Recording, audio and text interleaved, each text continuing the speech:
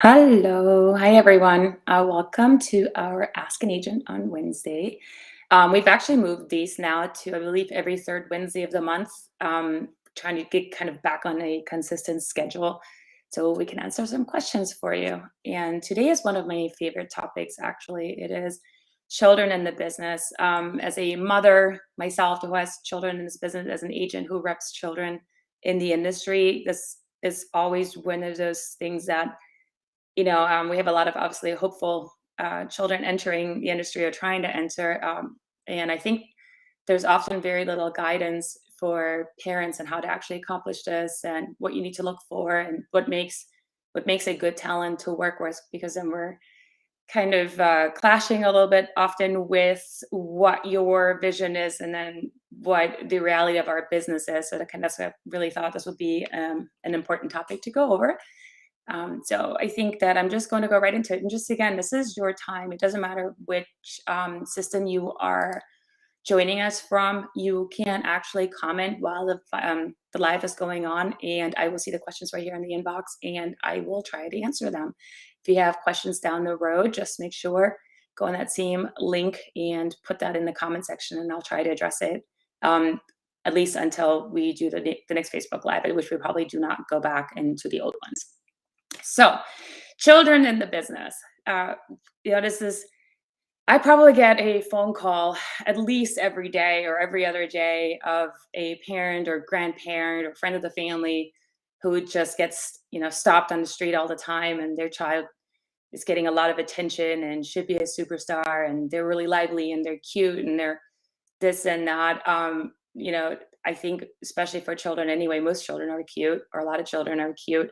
What we look for more is not just the talent, but also the support system that the child finds itself in. So when we look at children that are being submitted to us, we look at a number of we're a very commercial and print state, so we look at what do they look like, what are their stats, are they short or tall, for their age range, will they fit what that age range asks for when it comes to products, clients, advertisers, whatnot, what they're looking for.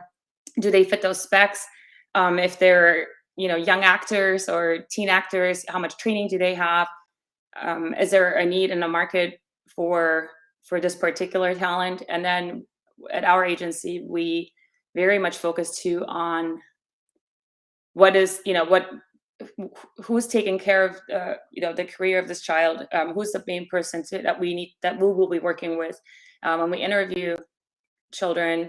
We always do this with a child and the parent that is going to be or if it's somebody else, a family member, that's going to be the main person, um, taking care of casting, self tapes, getting them to set, from set, because really when you put children in the industry, you're not just signing up your child. There's a person that has to be there with them at all times until they turn 18.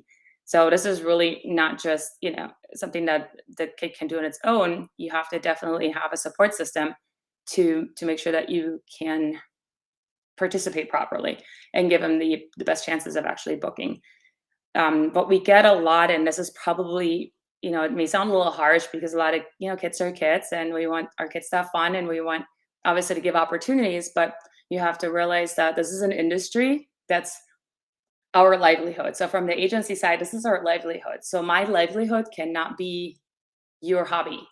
And this is something I say very often. It may sound a little harsh, but at the end of the day, you have to realize that there are real people behind this that are also trying to make a living, that are maybe also parents and whatnot, that have to figure out. So if a client comes to me, like let's say H&M, and they're asking me for this and this, we need this many children, this age range, have to spit specifically these sizes because that's what the sample sizes are. That is the information that I then have and I have to work on. And we submit our children that fit that criteria, that fit the look that they're looking for. As a parent on your end, you would then have to make sure that pictures are updated, that we're working with the proper sizes. Kids grow every month, they change every month. We get that, but it's just a lot of work, especially if you have multiples in the industry, multiple children, to update all of this stuff. So when we originally look at a new submission, we just look at, can we work with this talent? Do we think we can procure work? Do we like the relationship between child and parent? a lot of times when we go into our Zoom calls, it's Zoom now for the last 2 years, I will try to talk to child, and then a parent actually overtalks them and doesn't give them the opportunity to actually speak. You may not realize that you're doing this, but this actually, for me, is probably a signal that maybe I can't work with this particular set of family, only because when you're on set, you don't get to dictate or orchestrate that set. They have to be able to listen to someone else. So we kind of watch for these little, signs of what the relationship is like, and if parents are parents that we want to actually work with. We've had, a few instances where people submit it and they don't understand why we don't take their kids, and they get very, almost, I would say, like, angry that we just opt to maybe not go that route. Look, there are different parts to this, a lot of moving parts to this. Do we maybe already have kids that look like your child? Do we think that there's an actual opportunity for them to work? If we don't think that we have a lot of opportunity here, what is the point in taking them on, and and starting this, and then just have a frustrated parent at the end of the day that doesn't see their child going on any casting, any requests. um, a lot of times we have parents that have a different opinion or vision for their, opinion of what their child can do, and a vision for what they want out of this, that doesn't match what we think is going to be our reality. And at that point, it doesn't make any sense to engage this. If we think that maybe they're just not ready yet and we can do something in the future, we give that information. But we've had parents where we did bring on the child and then nothing changed. Like, all of our advice wasn't listened to, nothing, really changed in their behavior, and that makes it very difficult for us to move forward with, and then we release. So I'm just giving you, this is probably kind of more the negative side of it, but these are all points that we look at. So it's very labor intensive on our end to bring each talent on. There are a lot of meetings, lots of paperwork, lots of just getting kits out there. A lot of times, it takes sometimes a year to actually start booking, because you have to you're kind of going through the process and figuring out what works and what doesn't work. Um, so that's kind of that side of it. And I'm sorry, I have some notes here. I'm going to keep on, like, checking. I went over. Do you have a responsible party to do this with your child? This could be a parent, this could be a grandparent, this could be a family friend. As long as you have somebody designated to kind of go through this with your child, that's what we look for. I mean, I would say I have my oldest son that's been in the industry for a while, and tons of acting training and whatnot. It took us a good year to actually produce great self tapes together, because all of a sudden I wasn't just mom, I wasn't just agent, I also was kind of coaching him through the self tape process. So it took us a minute, initially, to kind of get this going, and produce great tapes. And I would say it was about a year, and all of a sudden it clicked that I wasn't just mom and reprimanding him, but that I was also somebody that was trying to get the best out of him for these tapes so that we can submit them in. So you want to kind of find that mojo with your child as you move along in this industry. Let's say everything is great. You check all the boxes. We meet with you. We love you. We love your child. We see a great relationship. We think that we can add, to the pot. We think we can make some things happen for you. Like, what's next? So for us, we always need updated materials. This means headshots. If they've been in the industry for a while, resume. If they want to go into the acting side of it, they definitely need to start getting into acting training. Some of the places will take kids as young as 4. Now, do I think that, film training for a 4-year-old is going to be super intense? No. I mean, their attention span is, I don't know, 15 minutes, 30 minutes.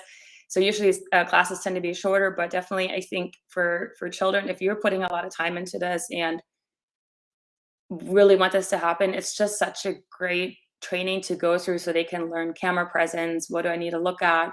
How, most of the sets are adults. How do I work with adults?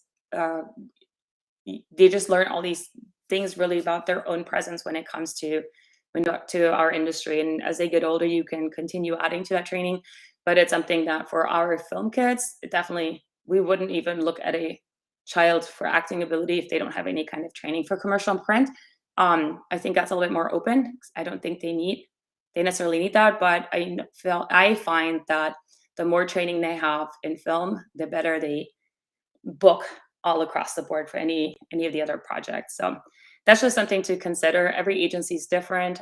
They are, especially in Florida, since we're so big on commercial and print, there are a lot of print agencies that don't really require this, and they may just be looking for a different type of talent pool. Just because they're looking for this kind of talent pool and we're looking for this kind of talent pool doesn't make them non-legit or us non-legit. It's just we have different clients. We know our clients needs, and that's who we service, and that's really what we. At the end of the day, if we don't book, we don't make any money. This is all for naught. Again, this is my livelihood. Don't make it your hobby, please. Um, you know, um, with children, especially children grow so fast. I have every once in a while, I'll call someone and the kid says 3'2" and they're 7 years old. Obviously, this hasn't been updated in some time, and I'll reach out to a parent and, hey, can you please update and also update the picture? Oh, well, they look exactly the same. And I'm like, well, how can a 5-year-old and a 7-year-old look exactly the same? There's a little bit of a disconnect. So really, especially now going into this digital age where often don't even get the opportunity to meet people face to face. And I don't know, if that's coming back or not.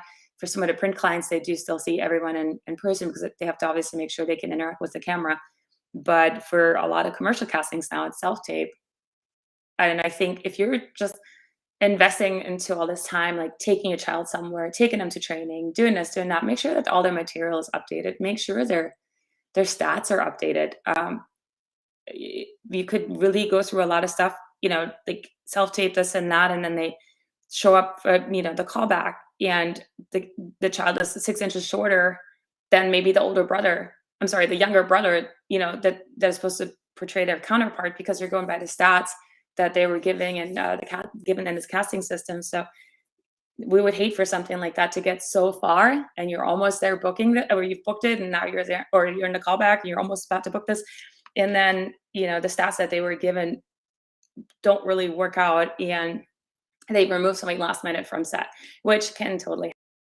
So update all the materials. Make sure you have a great headshot. If you want your child to be in film, make sure there's film training, a film headshot. If it's commercial, we need a commercial headshot. If it's print, we need some kind of test shoot that shows what your child looks like on camera. Make sure everything's always updated. I would say minimum once a year, you should update everything. If you have, like my 13-year-old just had like a 6-inch growth spurt in the last year. So he even throughout the stages obviously looked a little bit different each time and just really grown up a lot right now. I couldn't submit his pictures from a year ago, even they're only a year old, only because he doesn't even look the same. So make sure that you keep all of this updated. Make sure you frequently connect with your agent. So let me just also elaborate on that. So connecting with your agent, checking in is totally fine. Or if you feel like, hey, we've gotten a lot of submissions, but this is not producing anything for us. What could we be doing? What do we need to change? Maybe then we need to, schedule time and look at profiles and whatnot and go over what can be added. Make sure you're really clear on your child's abilities. I remember we had once like a big soccer thing. I can't remember. I think it's a Reebok. And so I put it out and I got all these soccer kits back. Everybody played soccer. All of a sudden, my whole crew played soccer. Then the client gave us a self-tape request and said, hey, this is what they need to do with the ball. And this wasn't tricks or anything, of that nature, but it was definitely, they wanted real soccer players. And I have, a couple soccer players in my family, so I know what this looks like. And we started getting these tapes back, and it was very clear they've probably played soccer once or twice recreationally, like not even probably on a team. That's not a soccer player. That is an active kid. I would never submit my child as a soccer player if they don't know how to play soccer. If you're a horseback rider, then that needs to be clear. If you know how to surf, you didn't just do surf camp once for a week, you know how to surf. So we have to be really clear on abilities. It also, I think that's where the mom side comes in again too. I wouldn't want to put my child into a situation where they're constantly be asked to do things that they actually don't know how to do. I think that can be very damaging. Sometimes you can fake something a little bit and make it work if it works, but you have to be really clear on their abilities and what they're being asked to do and what the shot calls for, so that you can put your child in that situation. Also, you can put your agent in that situation, because my job is to make sure that you are truthful in their abilities. That's they're giving this to us so that we can collect people or submit people that would work for their project. So my job is to make sure that this is understood on both sides, and then we send it back to them. So it puts both of us really in jeopardy if something like this happens and they have to bring or like something new in, because as you know, the one talent is just a tiny, tiny part of a major production. There's so many moving pieces with this. There's so many people involved. Definitely want to make sure is that we always show up with our best game face on. So, um, one other thing that I kind of want to discuss is, listen to your children. Like, are they loving this business? Do they want to do more? Do they want to do less? Is maybe, may sometimes kids get into it when they're 4 or 5. Really great age is actually like 3 to 5, and then we love 8 to 12 as well. In the middle, we have a little bit less opportunities, but it's still, if your child is 5 or 6 or 7, it's still a great time to get into the industry, get their feet wet. But the big booking years for us have typically been 3 to 5 and 8 to 12. um, Listen to your child. Like, do they actually enjoy this industry? Do they want to do more? Do they want to do less? um, I have a son that's on kind of playing on 2 travel soccer teams right now, plus I work full time. So how realistic is it for me to bring him everywhere? Luckily, a lot of this has changed to self-tape, and only the fittings and the callbacks and the testing are things that we need to kind of address around our schedule. But be realistic about like what they're doing and what they can do and what kind of projects you want to get into, and make sure that don't burn them out and give them enough time to kind of go from one thing to the next. If they're in school and in sports in the evenings and games on the weekends, maybe that's not the best time to get your child into the industry. I mean, we get this a lot where literally I'll go through the whole meeting, we talk about it. Yes, yes, yes, we can do this. And then, every time they have an opportunity, well, I can't get off work, I don't have anybody to take them. um, are don't they can't they shoot on nights and weekends? Like nobody wants to shoot on nights and weekends. There may be a shoot on the weekend, but we can't onboard and start a relationship with someone that's only available on the weekends. Like that just doesn't work. It doesn't make sense. There may be a smaller agency, newer agency, or maybe a manager that you can try and that would be willing to work with you on that. But honestly, any of the agencies that have full-time talent, I just don't think it's feasible. So be realistic because you also don't want to burn your kid out of the industry. Okay. Um, I think that's kind of it. I think last but not least, I feel like children especially are targeted, I think, in a sense, by companies who are really trying to profit off their wishes and dreams. One thing that I really want to throw out there too is please just be cautious. Like anything that's too good to be true is probably too good to be true. If you're paying thousands of dollars for camps and training and this and that, there are, and I'm not saying that there isn't any way legit in that price range. It's just talk to your agency and see if this is, whatever you're getting into is something that's worth it. I think, submitting your child to any agency is free. It's literally free. You get your stuff together, start doing some research the different agencies, see what they have on their website, on their social media, the kind of children that they represent. There are so many great Facebook groups that you can get into and just ask for, referrals and recommendations. Like I know for us, we have obviously a lot of different places that we like to work with because we know they're great. They charge the right prices. The kids get out of it what we need them to get out of it. Communicate, ask around anything that's like, you pay us this much, we'll get you there and there. I just feel like is maybe not the best way to go. And we've gotten a lot of people, and I don't want to name places, but that literally would go through like a million modeling classes and having their pictures taken and by that same company, and then supposed to be placed by them and all this other stuff. And now all of a sudden they're out like $2, $3, $4,000. You may get something out of it. That's up to you. If that's the experience you want to pay for, go for it. I would never tell you not to do, not to do that. If your child's having fun with it and you have the funds, go for it. But just realize that most agencies, especially for kids, we like to, unless they're experienced kids, like actually working kids, we like to receive digitals. We'd like to be part of the process of what kind of pictures need to be taken, what kind of classes they should probably maybe take. We'd like to be part of that process because we also don't want them to learn anything that they don't need or maybe don't even learn it the right way. So that's just my voice of caution, I guess, if you want to call it that. Just be careful. It's just they're your children. Like just be knowledgeable and know where to check and what resources you have access to. And then my very last thing, just because obviously Florida has had a recent crazy spike of COVID again, which then cautioned a lot of sets to be extra careful. Make sure you're kind. Let's all be kind to each other. Agents right now aren't just meeting talent and developing talent and procuring work and submitting and clearing or whatever. I feel like lately we're just like COVID experts. Like I think I know 50 places now you can go get tested. We have home nurses on call. We have, we'll book a project. We've done all the work, and then maybe it's booked at a home of someone that just came down with COVID. So now they have to switch location. We have to, for 3 days later, because that's the next place that they could book. Now we have to get COVID tested again. We're arranging a lot of different things. Please be kind. Like we're just trying to get through this as well as everyone else. And we obviously also want to make sure that sets are safe. And this isn't, a COVID statement. This is just a statement of there have been so many layers of work added for all of us throughout the workday. We try to, just work with it and make sure to keep you guys safe and keep going. We don't want our industry interrupted in general. So if we're asking for a vaccination card, this isn't pro or against vaccination. This is, a lot of sets now are requiring this. We booked a job recently for a big commercial that then ended up shooting in a country that recently changed that, their rules to only vaccinated people can enter. So now we had this job booked, everybody's done the work, but half the town weren't vaccinated, and there's nothing I can do about this. They're just then going to go ahead and replace with vaccinated town because otherwise you can't enter that country. So this is not us. This is not the brand.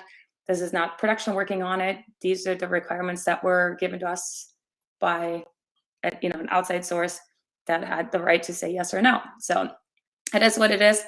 Thank you again. If anybody has any questions, make sure you put it in the chat box, in the comment box. Happy to go over it. And thank you so much for your time. And we appreciate you. All right. Happy New Year. And hopefully this only moves onward and upward in our world today. Thanks. Bye.